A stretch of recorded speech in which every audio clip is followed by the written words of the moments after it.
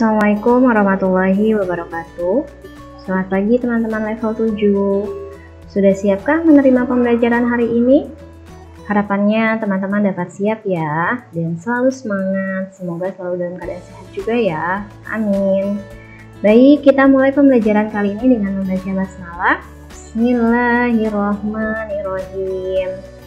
Materi kali ini masih tentang surat dinas dan surat pribadi bagian ketiga. Materi yang akan teman-teman pelajari kali ini yaitu tentang struktur dan kebahasaan dari surat dinas dan surat pribadi. Ada di buku paket halaman 157. Kompetensi dasar yang akan teman-teman capai ialah teman-teman dapat menelaah unsur-unsur dan kebahasaan dari surat pribadi dan surat dinas yang dibaca atau didengar. Baik, kita langsung ke materi yang pertama yaitu tentang struktur surat dinas dan surat pribadi. Perhatikan tabel berikut. Di sebelah kiri ada surat dinas, sebelah kanan ada surat pribadi. Dari sini kita akan bisa melihat perbedaannya ya teman-teman. Ini adalah struktur dari surat dinas dan surat pribadi. Baik, kita ke yang sebelah kiri terlebih dahulu, surat dinas. Di sini ada kop surat. Kop surat tahu ya teman-teman, atau istilah lainnya adalah kepala surat. Berisi tentang apa saja?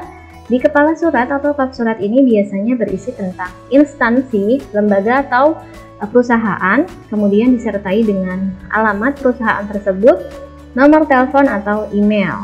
Kemudian ada tanggal surat di sebelah kiri atas. Kapan waktunya penulisan surat tersebut. Dan yang ketiga ada nomor, lampiran, dan perihal surat.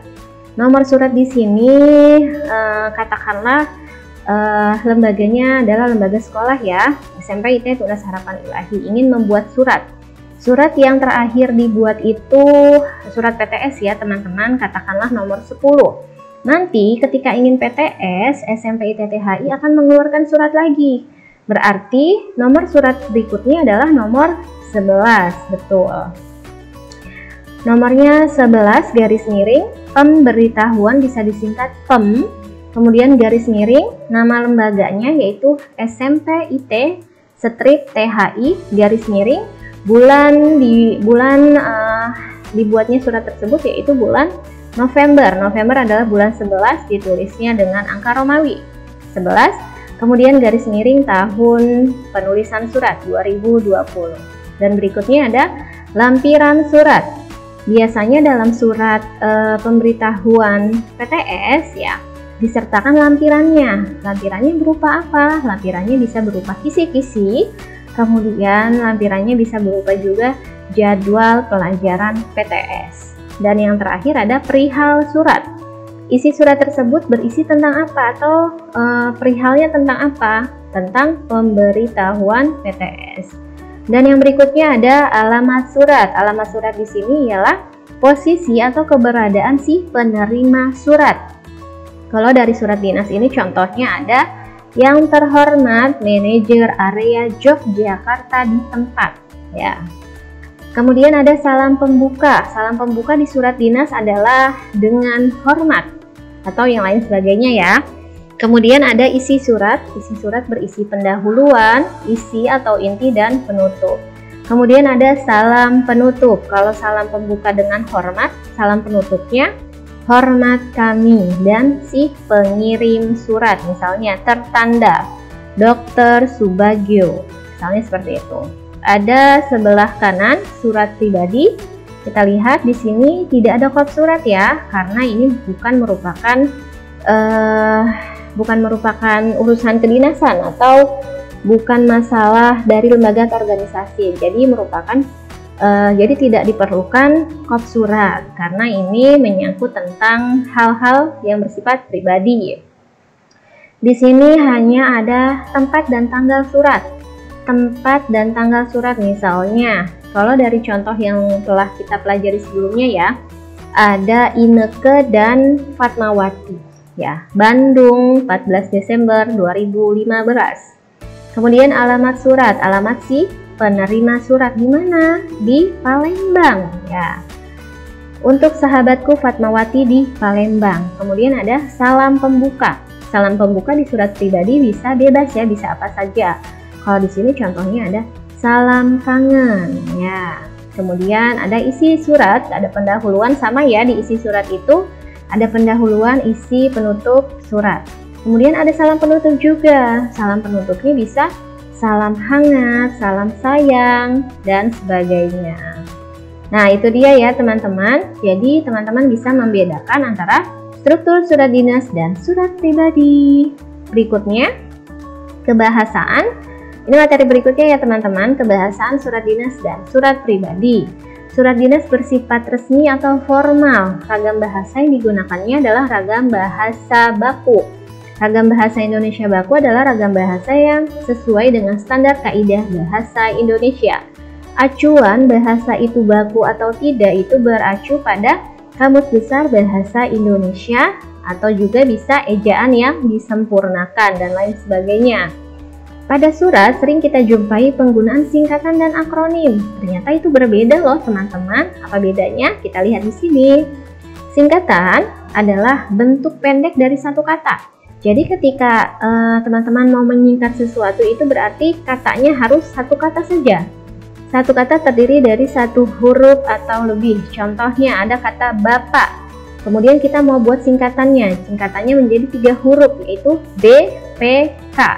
Atau ada kata insinyur, IR, dan kata yang terhormat, jadi YTH. Jadi singkatan itu satu kata ya. Kemudian ada akronim. Dalam singkatan adalah singkatan dari 2 kata. Jadi kalau singkatan itu hanya satu kata, kalau akronim itu lebih dari satu kata, bisa 2 kata. Kemudian dilafalkan sebagai kata. Ada contoh 2 kata, yaitu kepala sekolah, 2 kata ya teman-teman.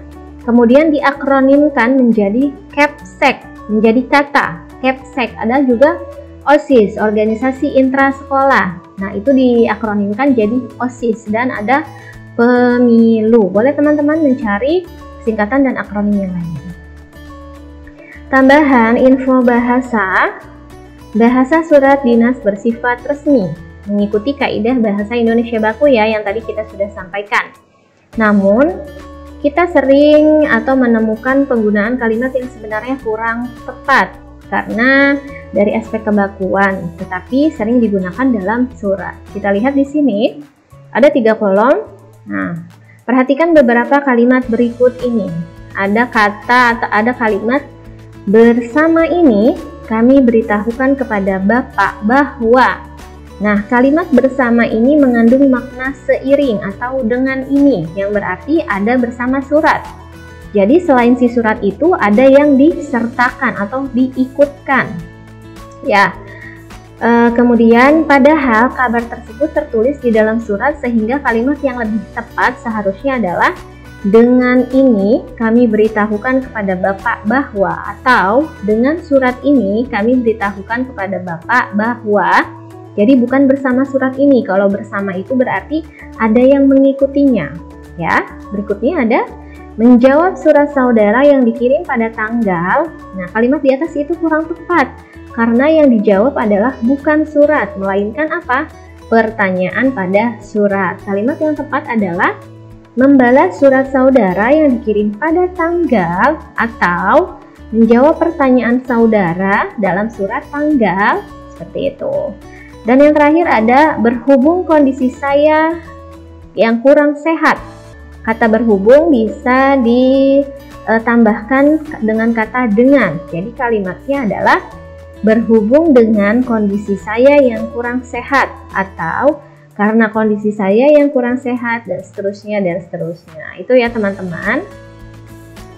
Berikutnya tentang tanda baca pada surat dinas. Nah, biasanya pada surat dinas ada penggunaan tanda baca titik, tanda penghubung, garis miring, dan tanda titik 2. Yang pertama ada tanda titik. Penggunaan tanda titik digunakan pada akhir kalimat dan digunakan untuk penggunaan singkatan. Contohnya, insinyur ini disingkat jadi IR titik Triharjanto. Kemudian dia mempunyai gelar sarjana ekonomi S.E. Nah, itu dia penggunaan tanda titik.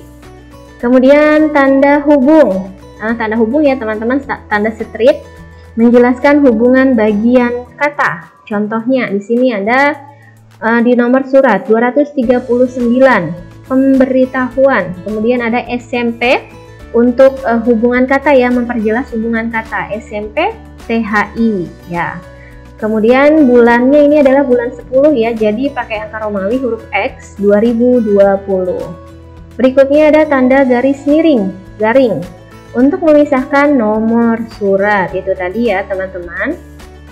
Jadi nanti ketika teman-teman diminta untuk menulis surat, nomor suratnya tolong diperhatikan. Berikutnya ada tanda baca titik 2. Tanda titik 2 dipakai setelah kata atau ungkapan yang memerlukan pemberian atau rangkaian. Misalnya, dengan ini ditetapkan bahwa titik 2. Apa rangkaiannya setelah kalimat tersebut?